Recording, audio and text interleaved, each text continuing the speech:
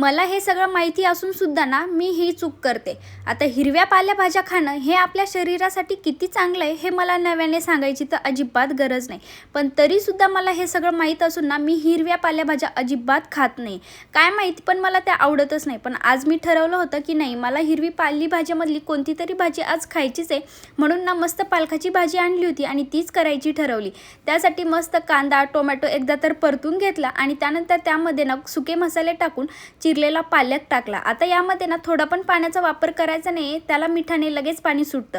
त्यानंतर थोडंसं त्यामध्ये शेंगदाण्याचा कूट टाकला आणि खरंच सांगते एवढी छान भाजी झाली होती ना, कधी ना भाजी खाणारी मी आज मस्त चाटून पुसून खाल्ली होती। तुम्ही सुद्धा एकदा नक्की ट्राय करा। त्यानंतर लगेच काय घरातले कामं आवरायला घेतले होते आणि आता उन्हाळ्यामुळे धुळीचं प्रमाण सुद्धा खूपच जास्त वाढलेलं आहे। आता बाहेर गेलो होतो, थोडेफार फळं सुद्धा आणायचे। आता ना मस्त आंबे सुद्धा यायला लागले, पण आम्ही काही आणले नव्हते, आणखी ते एवढे व्यवस्थित नाहीये। ऊन एवढं जास्त होतं म्हणून आम्ही आमचा अवतारणा असा काहीतरी केला होता।